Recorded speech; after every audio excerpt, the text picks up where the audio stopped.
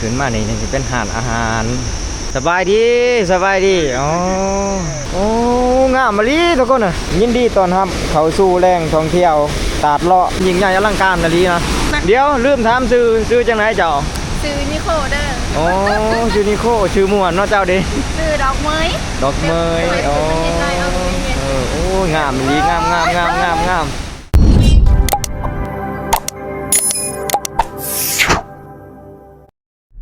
สบายดีทุกคนตอนนี้เขายังอยู่ในเมืองสารวัตรคือเก่าทุกคนเลยยังบ่ได้ไปป่านะมื้อนี้อ้ายเพิ่นสิพาไปเที่ยวทุกคนตอนนี้กำลังเดินทางทุกคนไปดิไปแล้วเพิ่นพาไปเที่ยวไอ้แสงแล้วพาไปเที่ยวมื้อนี้เป็นแวะกระเป๋าเฮียงสำยิดเขาเอากันว่านี่ว่าสิไปอันนั้นเที่ยวถ้ำทุกคนเลยว่าสิไปถ้ำภูพระสุกนะแหล่งท่องเที่ยวอยู่ในเมืองสารวัตรนี่แหละทุกคนแต่ว่า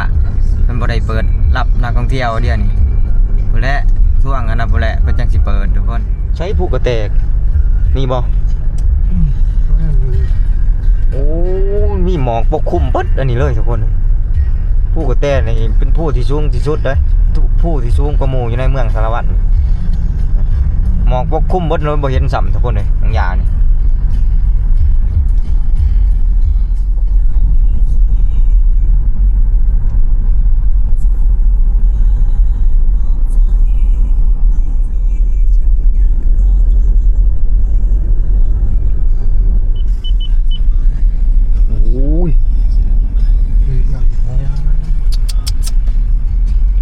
ยามนี่ฤดูกาลหมักแตงนะบัดนี้โอ้มีแต่หมักแตงทุกคนเลยหมักแตงสุกโอ้โหก็จะมาว่างคายเนี่ยนี่เนาะนี่ทุกคนโอ้ยบะนี่มีแต่บักเผาเลยทุกคนเลยบ้านยังก่อนมันน่าไส้ปะน่าไส้โอ้นี่ดอกสนะนี่นะทุกคนเลยบ้านข้าเจ้านี่มีแต่บักเผา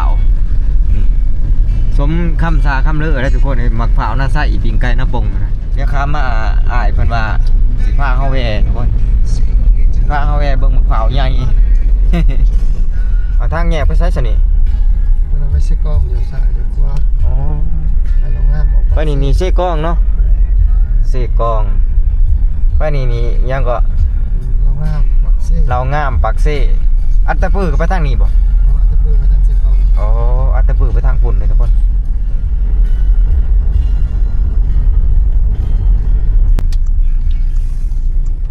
ยินดีต้อนรับสู่ตาดเลาะนี่ตาดห้างน้ำเนาะยินดีต้อนรับเข้าสู่แหล่งท่องเที่ยวน้ำตกตาดเลาะตาดห้างทุกคนเลยอ๋อมันเป็นรีสอร์ทเลยทุกคนมันเป็นรีสอร์ทนะนี่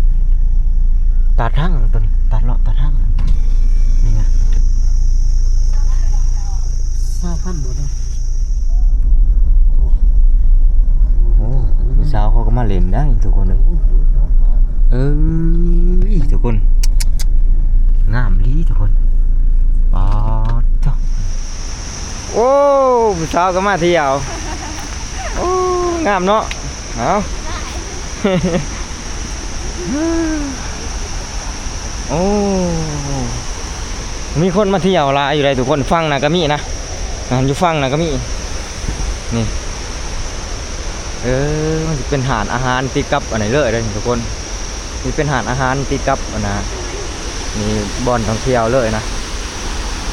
นี่ทุกคนมาสิพาทุกคนยางมาเบิ่งนี่โอ้โห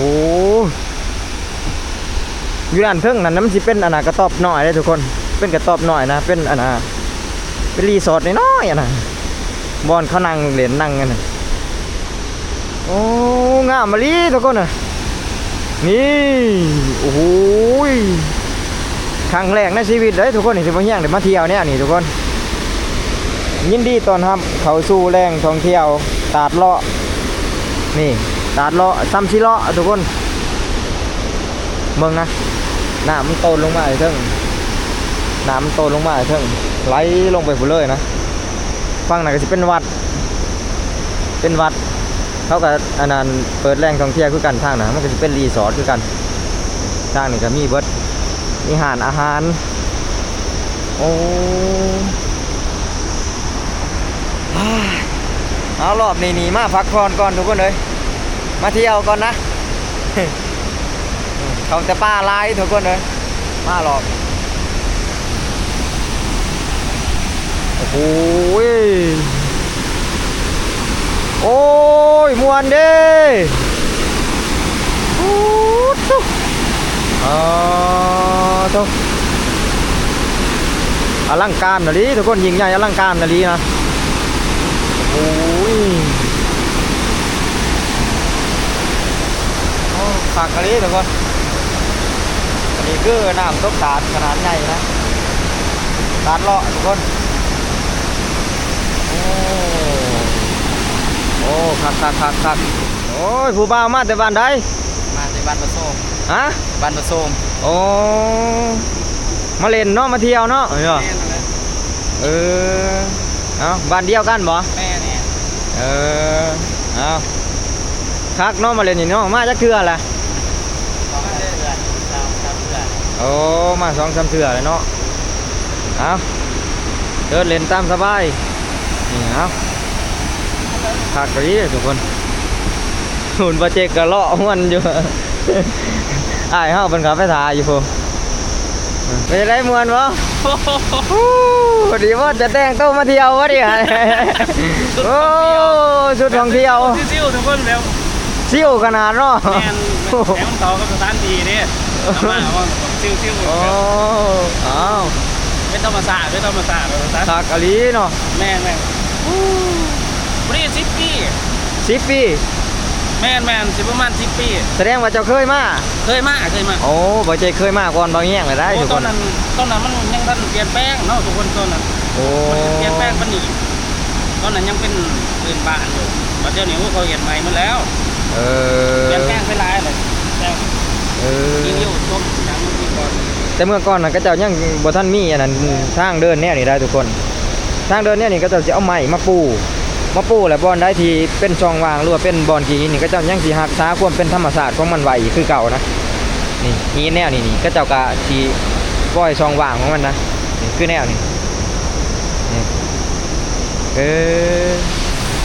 โอ้ยมาเด้อทุกคนเลยนะบางเฮียงอยากให้มาทุกคนอยากมาให้ทุกคนได้มาได้ลองสัมผัสบรรยากาศน้ำกันทุกคนอยู่มองนี่คักม่วนทุกคน เขาจะไปหาอ้ายเพิ่นก่อนบ้านนี้นี่อยู่ป่ากะมีอยู่แต่ว่ามันบ่ยิ่งใหญ่อลังการแบบนี้ทุกคนเลยอยู่นี่คักเลยทุกคนขึ้นมานี่จะเป็นหาดอาหารมานี่โธ่โอ้ผู้สาวก็มาเล่น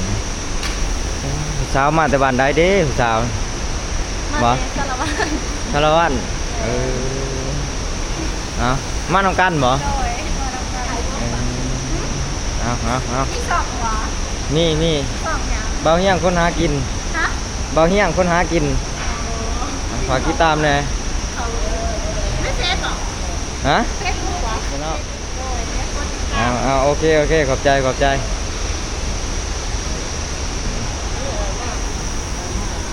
เอาอ๋อบ่เจกยังเลาะหวนอยู่ได้ทุกคนบ่เจก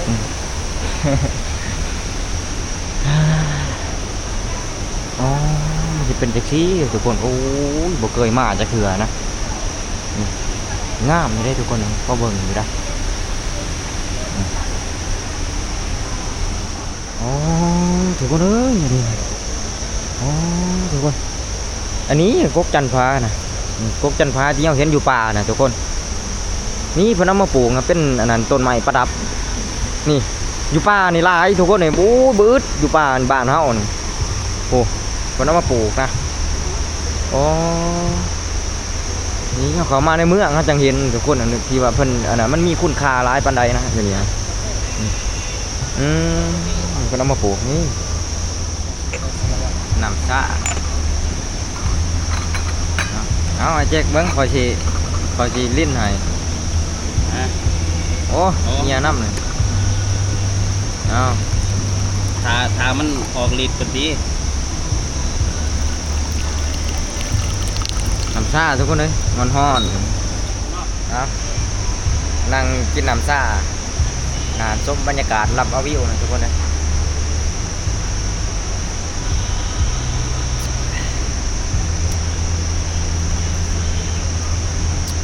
หอม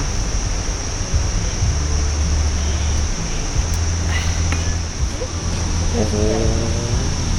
กาแฟดำเป็นแบรนด์ของสุดใจ โอ้กาแฟนี่ขาวเนาะกาแฟนี่เนาะ เป็นกาแฟมาจากร้านนี่นะ เออเอาคนเสิร์ฟก็งามทุกคนเอ้ย งาน เออ งานคนนี้กัน เอาบ่อยจริง เอา โอ้งามทุกคนเลยเอาอ่อนช้อนไปจะเบิ่งแต่แย่งเขาแน่นี่นะทุกคนเลยอาหารหูอาหารตาเนาะไอ้เจ๊กเนาะเอาบานกาแฟสดทุกคน ตามนั้น ใส่น้ำตาลน้ำมานี่เอาใส่จากสีเลยจ้ะมันหนองเขาในเมืองเนาะนี่เนาะของเฮานี่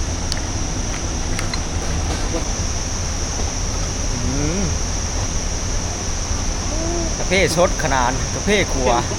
เข้มกันนะ เข้มข้นปะ เข้มข้นกัน เอาสีลองเบิ่งเลยทุกคนเลย น้ำตาล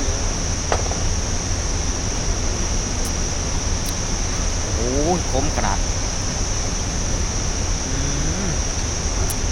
ตื่นอยู่ทุกคนเอาแต่มึงจังนอนยาเนี่ยมันคือแบบยัง นะ เข้ม หน้าตาก็สิบ่คือคนในเมืองมาได้เนาะทุกคนเลยมานั่งแน่นี่ก็ได้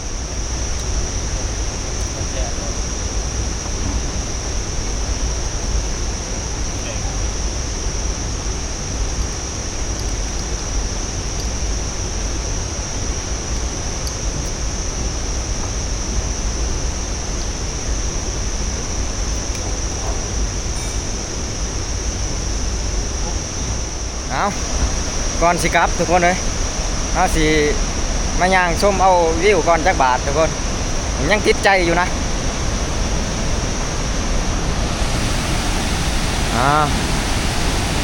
โอ้ยสบายอกสบายใจเด้ทุกคนเลยได้มาเห็นแน่นี่แหละโอ้ยสุดยอดยิ่งใหญ่อลังการทุกคนเลยคุณน่ะลืมถามชื่อเดี๋ยวลืมถามชื่อจังไหนเจ้า ซื้อนิโคเดอร์ โอ้ชื่อนิโคชื่อม่วนเนาะเจ้าดิ ซื้อดอกเมย ดอกเมยโอ้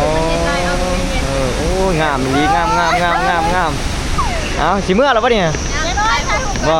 เอา จำยังไงให้มันเช็ดอันนี้ได้ เอาถ่ายรูปมาเนี่ยเอาสร้างภาพเฮานี่ โอ้ยตายแล้วเดี๋ยวดิ ได้ สร้างภาพสักอย่าง งามแล้ว ไปออกไปเลยไปทำ โอ้ยจะเป็นมันกากบ้านี่นี่โอ้ยมันบ่ได้ไม่ธรรมดาได้นี่ไม่ดูได้นี่ฮะนี่ไม่ดูได้นี่นี่โอ้คักเลยไปกลับบ่ายไปทุกคนมานี่กลับ และจักสิไปทำไรต่ออีกเลยทุกคนเลยนี่คือแหล่งท่องเที่ยวทุกคนเลยตาดเลาะตาดห้างทุกคนถ้าว่าผู้ใดอยากมาได้ทุกคนเลยอยู่เมืองสารวัตรแขวงสารวัตรนี่ก็คือแหล่งท่องเที่ยวอีกบอนหนึ่งนะที่ชาวเมืองสารวัตรหรือว่าเมืองละครเพ่งหรือว่าเมืองยังต่างๆนะซีแข้งภาคใต้เพิ่นจะมาเที่ยวอยู่นี่ในช่วงเทศกาลบุญสงกรานต์บ่หรือว่าปีใหม่คนนี่สิหลายทุกคนเพราะว่าในช่วงช่วงเพิ่นเปิดและรับนักท่องเที่ยวช่วงน่ะแต่ว่าเฮามาในช่วงนี้ก็คักอยู่ทุกคนคักอยู่เฮามาในช่วงนี้นะไปต่อทุกคนจักอ้ายเพิ่นสิพาเฮาไปใช้อีกบัดนี้สบายดีอ๋อโอ้นักท่องเที่ยวเพิ่นมาได้คนต่างประเทศเนี่ยเพิ่นมาได้สบายดีเพิ่นก็มาเที่ยวได้ทุกคนนี่ นี่สิว่าเวลาเราเห็นธรรมศาสตร์เราไม่เห็นอะไรมันจะเห็นให้เราผ่อนคลายแล้วสองมาเห็นตะเวนตกตอนแรก คัน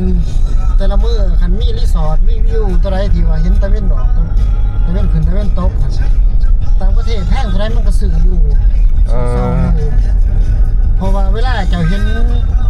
ภาพธรรมชาติตะเวนขึ้นแดดแจ่มผู้ที่รับเรียบรีกับปลายผู้ตะเวนตกเขาเอิ้นว่าอายุของเฮาหั่นเซลล์การเขาเอิ้นว่าเซลล์สมองตัวเบื้องหลังของเฮาหั่น แบบมันลังพวกหมู แมน แบบความสุขออกมา มันจะต่อชีวิตให้เฮาอีกเขาว่าจะประมาณ2 ปีว่าต่อครั้ง ต่อชีวิตต่ออายุเนาะ แม่ต่ออายุให้เฮา เขาเห็นตัวนั้นมันเป็นเขาเอิ้นว่าต่อมยังหนอในสมองของเฮามันสร้างต่อมตัวนั้น ต้องความสุข เห็นบ่เวลาเฮาไปเห็นภาพธรรมศาสตร์นี่งามบางเทื่อจะหวนขึ้นแต่แนวเก่าๆอดีตเก่าๆหวนขึ้นเจ้าคิดกับคิดฮอดแล้วก็มันก็แบบเฮ็ดให้เฮามวนกลับมาหวนขึ้น เฉพาะเนาะเฮาจังเห็นแบบว่านักท่องเที่ยวต่างชาตินี่เขามาหลายเนาะเขามาพักผ่อนเขามาเที่ยว สื่อธรรมศาสตร์สื่อการเบิ่งการฟังธรรมศาสตร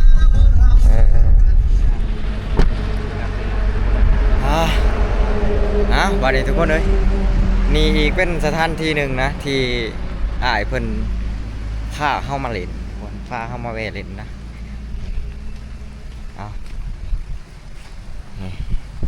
เอามาเบิ่งด้านหน้านี่ก่อนทุกคนอันนี้คือ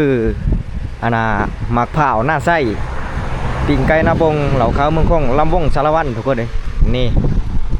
คือสัญลักษณ์หูหมักเผาวหรือว่าหูปั่นหมักเผาวทุกคนเลย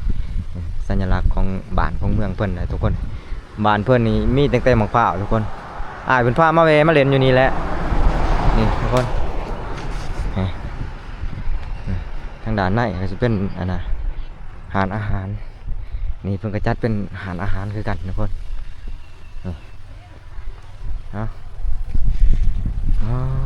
งามทุกคนเลยฝนนี่บรรยากาศฝนตกบรรยากาศนี่ก็ผู้สาวนี่ก็มาเล่นผู้สาวนี่มา2 คนบ่ผู้สาว โดย บ่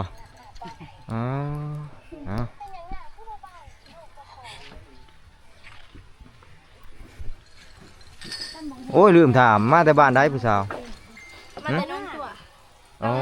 เรางาม โดย มาไกลเนาะอยากกันเนาะนี่มองนี่ก็คักได้ทุกคนเลยบรรยากาศบ้านนี่มาถอดเฟื่องยังก็ ถอดเรื่องกัน ขี่กระบองป่ะนี่ เอ็นไก่วะ อันนี้เอ็นไก่ก็มีแต่ว่านี่บ่แม่นไก่ เอ็นยัง เอ็นยังกัน เอ็นดู อันนี้เอ็นเรื่อง บ่ เอ็นเรือง เด้อ อยู่ห้านพวกน้องเขตบ้าน นี่ โดยพ่อได้ค่ายอยู่แต่ว่าช่วง เอ็ นี้ น ทุ งั ก ว คนเนี่ยเข้าไปดำหน้าอาจจะบ่ค่อยไล่เนี่ยอยู่บ่เด้อนี่ประมาณ 7-8 มื้อก็ได้ปิดแล้ว เอานี่กับแกมเฮาทุกคนเลยคล้ายๆหมูย่อเนาะนี่เอ็นงัวบ่ของงัวเนาะเอ็นงัวบ่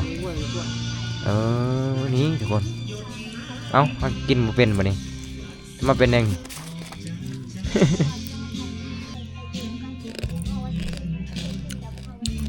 เขาท่า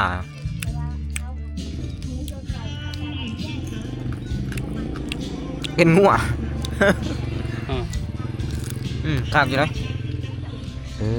นี่ทุกคนนี่เป็นมาเที่ยวคือกันนะนี่ดิมาบดทีมเลยเนาะดิไปเจ้าก็มาเที่ยวเลย คัดถ่ายเนาะนี่เนาะ สบายดีสบายดี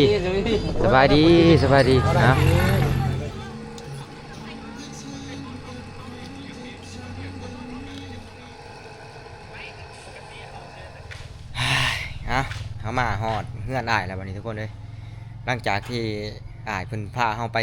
เล่นไปเที่ยวมานะกะม่วนทุกคนเลยบางอย่างยอมรับว่าม่วนบางอย่างก็บ่เคยไปแนวนี้นะกะสำหรับมื้อนี้ก็ต้องขอบใจอ้ายเพิ่นเลยทุกคนเมื่อวานนี้เพิ่นก็ปิ้งแบะสุกินแหละเมื่อวานนี้ครับเฮานอนก็มานอนอยู่เฮือนเพิ่นแหละนอนนำเพิ่นทุกคนเลยมื้อนี้เพิ่นก็พาไปเที่ยวอีก บานนี้มาฮอดแล้วบ่เฮียงก็สิได้กลับบัดนี้ทุกคนเลยบ่เฮียงก็สิได้เมื่อบ้านบ่เฮียงพุ่นแหละห่างจากบ่อนนี้ไปหรือว่าอยู่เมืองสารวัตรไปหาบ้านบ่เฮียงนี่ก็ประมาณ70กิโลทุกคน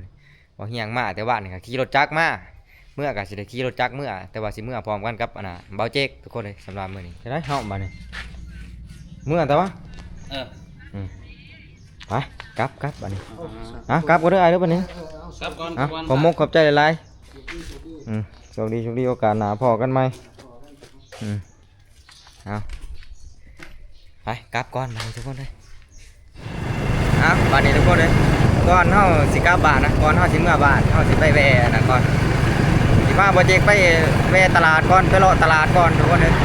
สิเข้าตลาดอยู่ในเมืองนี่แหละโอ้โหเต็งเอาเลยเท่านี้ละ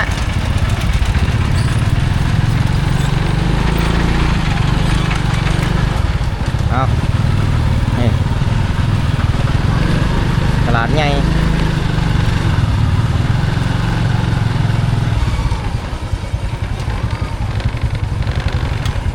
โอเคอาชีเลาะเบิ่งตลาดนี้ก่อนแล้วก็จังสิเมื่อนี่ทุกคนเลยเอาเจ้านี่เบื้องมีแต่พักแต่หญ้าเบื้องนี่มากมายมากตอกมีเบิดนี่ทุกคน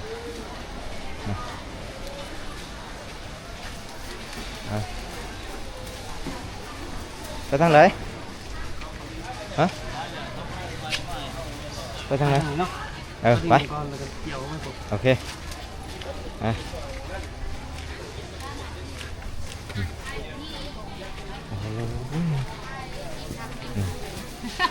จักสิซื้ออีหยังอันนี้บ่จักสิซื้อดอกนี่เห็นหลายโพดอันนี้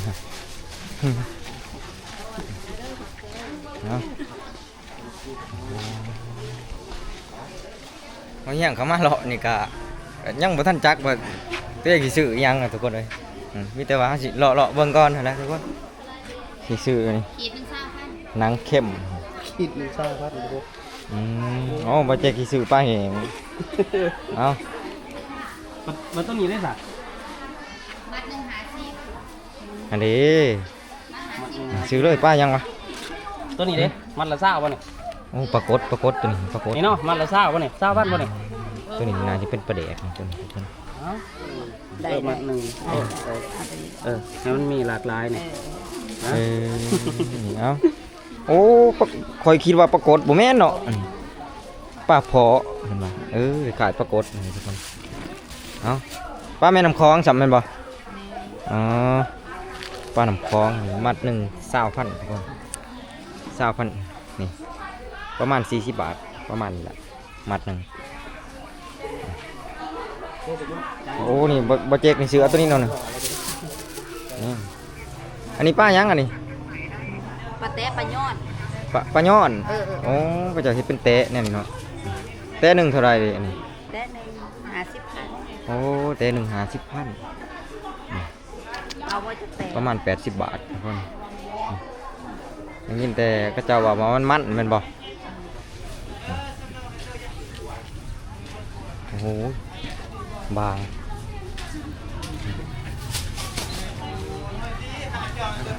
กระหอกอีหัวเฮ็ดแล่นกบปลาโอ้ยกบมีตัวใหญ่ทุกคน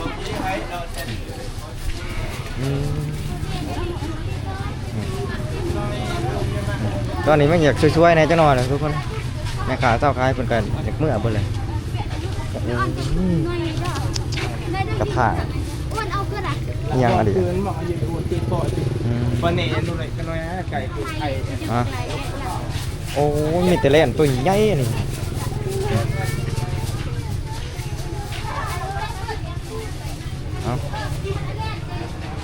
โอ้เครื่องปลาของดงลายดีทุกคนมีแต่ของปลาเท่านั้นนะเป็นคายนี่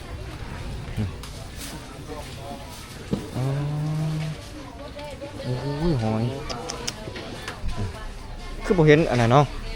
เว้นสีหมูป่าเนาะนี่ก็ปลานี่ตัวใหญ่ๆนะไป ปกติเนี่ยซาที่เพิ่นยังเคยมาแต่ละเทื่อนะในโซนบ่อนที่เพิ่นน่ะนะขายเครื่องปากของดงขายอาหารสดหยังต่างๆนะมันสิหลายทุกคน แต่ว่าเฮามามื้อนี้นี่มันอยากช่วยในจังหน่อยเพิ่นก็สิเริ่มเก็บห่านเมื่อเบิดแล้วนะผู้ที่เพิ่นขายเครื่องปากของดงทุกคนผู้สาว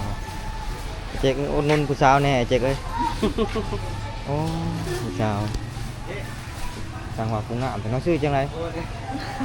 ฮะ ซื้อโสม ชื่อสม โดย อ๋อหวานอยู่ผสม ขายจังใดอันนี้ ตัวขอ10,000 ขอ10,000บ่ พอกินอยู่ได้ล่ะ เนาะ แม่น ข้าวเนาะอั่วนี่เนาะ อืม บ่ อืม จะได้จังนี้ คิดคือกัน เออเอาให้ข่อยหาอัน เออ หวานหมอ แมนเอาสื่อซอยผู้สาวเห็นเรางาม กดใจบ่ได้นูน เอาเข้ามาด้านในนี่สิเป็นบอลบอลอิหยังก็เพิ่นโซนของเนื้อสดทุกคนขายเนื้อสดอยู่ข้างในนะแล้วก็สิเป็นร้านอาหารข้างใน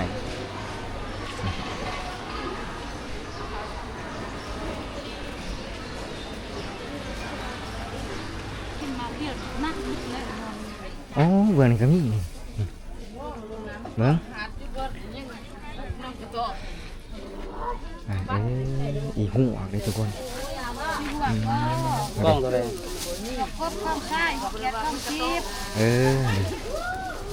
นะก็จะเอาอีหัวมาแล้วก็มาอันนั้นยายใส่อันนี้ใส่ใบไม้นี่คล้ายทุกคนเลยอีหัวกบเนี่ยคล้ายต่างกับอันนั้นอีหัวเกียด ต่างกัน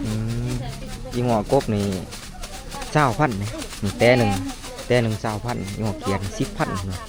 ตามอันหาสิ เออ 4อันหาสิ นี่นี่ก็แม่น นี่เด้กล่องเท่าไหร่ อืม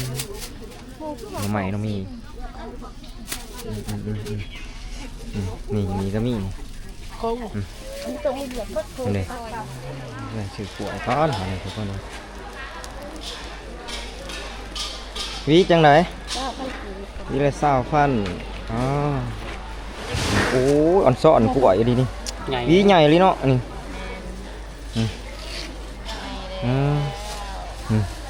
ชื่อกล้วยไปอันนั้นฝากอันนั้นก่อนทุกคนฝากเข็นฝากอีเห็นนะ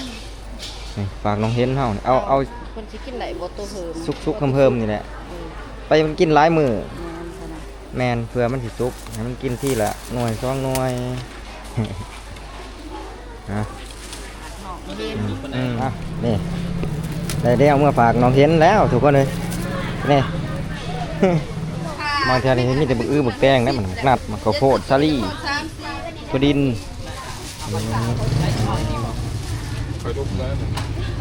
เอ้าคือสิเบิดแต่เท่านี้แหละทุกคนเลยผมมีหยังไรทุกคนเลยเอาเขามาแวะซื้อนี่แหละซื้อกล้วยไปฝากกันนั่นน้องเห็นเฮาแล้วก็ซื้ออันนั้นใส่กรอกซอยผู้สาวมีหยังไรดอกไปครับบัดนี้ทุกคนเลยถ้ามีเราคิดว่าสิซื้อแนวกินนะว่าสิซื้อแนวอยู่แนวกินมากินอยู่บ้านทุกคนแต่ว่าเขาไปสวยเขาตลาดสวยแล้วก็เลยแนวอยู่แนวกินกะมันเลยบ่หลายทุกคนเลยเพิ่นอันนั้นมาแล้วเพิ่นก็เมื่อเบิด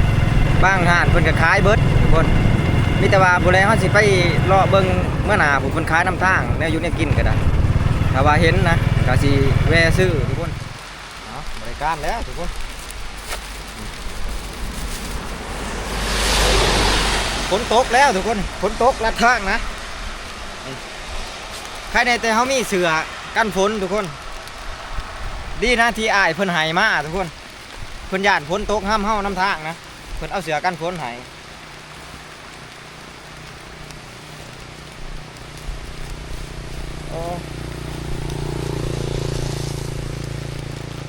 โอ้ยดีเด้ทุกคนเลยเกือบเปียกนะ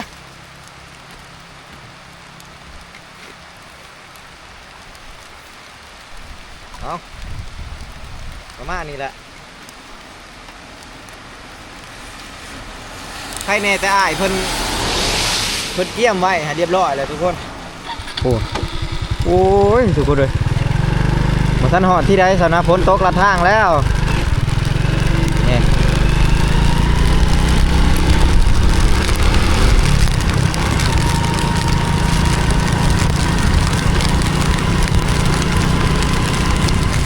โอ้ย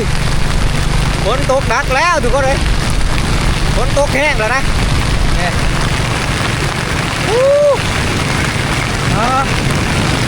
โอ้ยใต้คักบาดฝนตกหนักเลยทุกคนเลยบาดเนี่ยอ๋อมาแวะส้นกลางทางก่อนทุกคนกลางทางนะโอ้ยมาชนฝนคือกันป่ะนี่ มาทางไหนล่ะนี่หรอ โอ้ยอ้ายกล้องบาดเลยฮะเรื่อยจะไปสายล่ะนี่เมื่อบ้านมาบ้านยังบึ้งขามบ่โอ้ยอยู่ใกล้ๆนี่อ๋อฮะลูกสาวป่ะหันโอ้งามเนาะ โอ้สมพ่อนี่งามคือแม่ลูกสาวนี่ก็โอ้ยเบิ่งให้เบิ่งหน้าเนี่ยโอ้ผู้งามคือแม่เนาะอันนี้ กระดาษเล่าอันนั้นเอาผ้าปิดไว้ได้หั่นความงามเรายังทะลุออกมาเลยทุกคนนะ เอา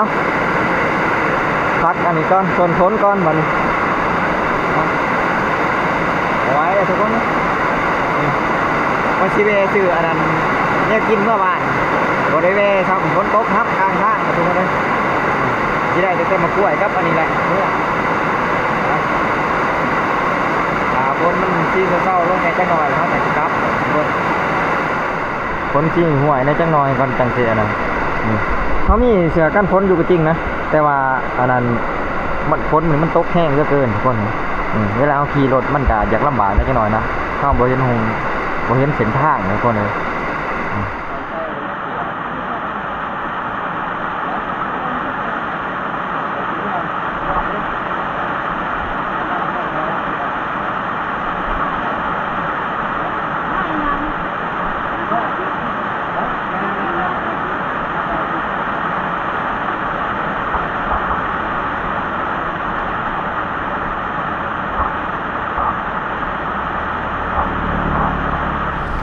เดินทางต่อวันนี้ทุกคน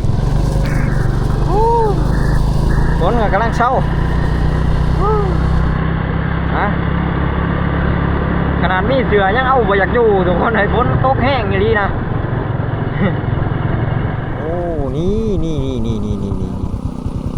โอ้คนเอาแวะเบิ่งแนวกินก่อนบัดนี้ทุกคนโอ้ยยังอันนี้แล่นบ่โอ้ขายตัวจะได้แล่นตัวจะได้อ่ะโอ้แท้พี่แล่นลายเนาะนี่แท้นี่เนาะได้เด้บักใหญ่หา600,000ตัวนี้บ่600,000 500,000ป้ายก็ได้อ๋อโอ้กระหอกก็มีเนาะนี่กระหอกตัวเท่าไหร่กระหอกตัวละ100,000โอ้กระหอกตัวละ100,000อ๋อเอียนเนาะนี่เนาะเอียนอันรับเขามาขายบ่เลยจังได๋หรือหาเองอันนี้รับเขามาขายแต่ว่ามีตลาดแล้วก็ไปลาดเอาแล้วก็เอามาขายหลายลีเนาะเอียนนี่เนาะหลายข่อยเอากระหอกตัวนึงโอ้ยแท้พี่ฝนบ่ตกเนาะกำลังสิตกห้องขึ้นข้างโอ้ย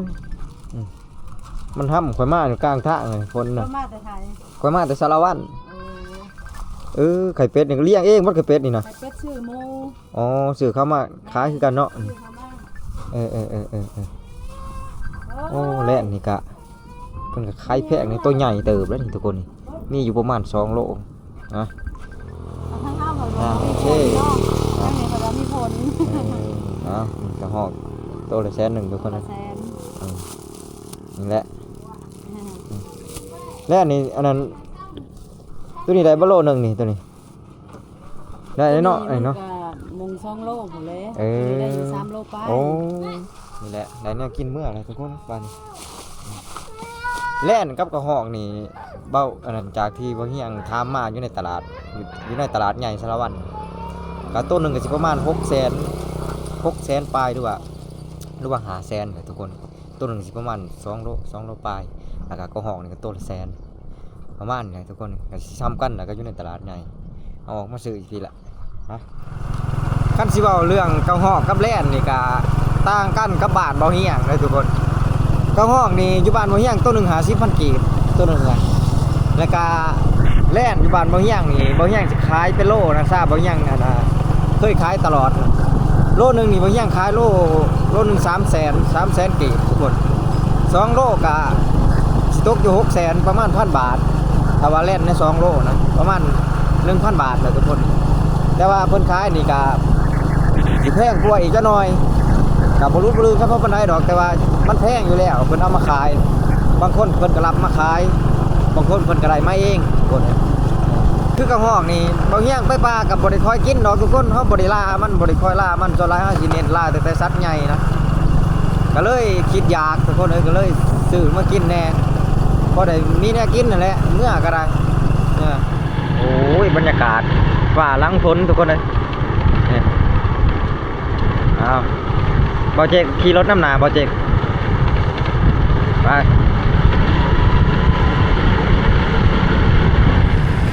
บัดนี้ทุกคนเลยบ่ยังขอตัวกลับบ้านก่อนบัดนี้ทุกคนโอกาสหน้าพอกันใหม่นะบ๊ายบายทุกคนมาแวะซื้อของก่อนขายจังไดหน่วยจังไดหน่วยใหญ่ๆนี่งามเนาะนี่หน่วยใหญ่นี่คักอะไรนี่ ขายบ่แพงดอก ฮะ ขายบ่แพงดอก ขายบ่แพง แม่นบ่แพงแต่ว่าจะกินหา บ่อ้าวนี่ขอยจะได้หน่วยใหญ่ๆนี่ นี่เนาะ แม่นนี่เอาหน่วยหนึ่ง75บ่ แม่น โอ้ติดเข่านี่กลายเนาะนี่ได้บ่ มีมวยนี่มวยหน่อยนี่ มีไส้ใหญ่ไส้น้อยมากเลย อันนี้มีวัดเนาะนี่ คุยซอย โอ้งามเนาะนี่ฮะยังได้กระคองนี่แหละ